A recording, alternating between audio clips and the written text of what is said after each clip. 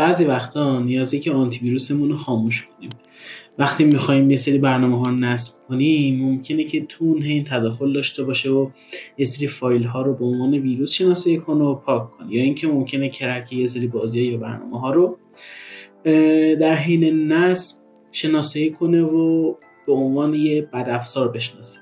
چجوری باید خاموش کنیم؟ من اینو توی آنتی ویروس است توضیح میدم. اکثر آنتی ویروس تقریبا مشابه پیش میرن.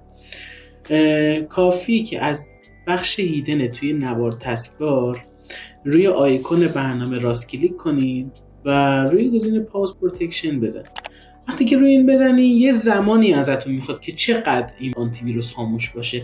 میتونی یه زمانی مشخصی واسش تعیین کنی که آقا نصب برنامه من مثلا نیم ساعت طول میکشه، یه ساعت طول میکشه.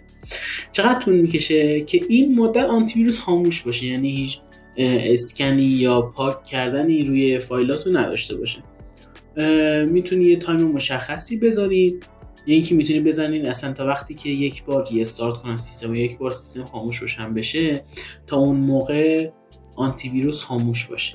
من برای مثال میزنم برای نیم ساعت. اپلایی که بزنم آنتی ویروس خاموش میشه و تا نیم ساعت هیچ اسکن یا تغییری توی فایلاتون ایجاد نمیکنه. حالا ما اگه بخوایم اینو روشن کنیم دوباره میتونیم از همون بخش توی هیدن نوار تسکبار روی آیکون آنتی ویروس راست کلیک کنیم و روی اینیبل پروتکشن بزنیم. اینو که بزنیم اتومات آنتی ویروس فعال میشه.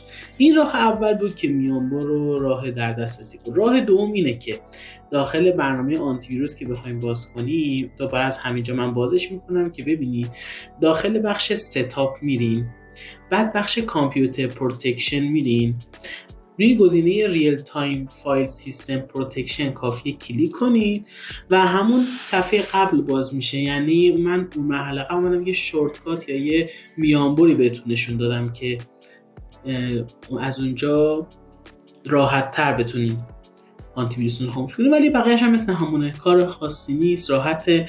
و حالا ما اگه از اینجا آنتی ویروس رو خاموش کردیم کافیه تو بس همینجا تیک اینو روشن کنید تا آنتی ویروس روشن بشه. مرسی از اینکه وقت گذاشتین ویدیو رو تماشا کردین، ممنون ازتون. اگه دوست دارین از این ویدیوها بیشتر درست کنین لایک، کامنت، سابسکرایب یادتون نره. منتظر حمایتاتون هستیم. مرسی بود. فعلا با تک روز بروز باش. خداحافظ.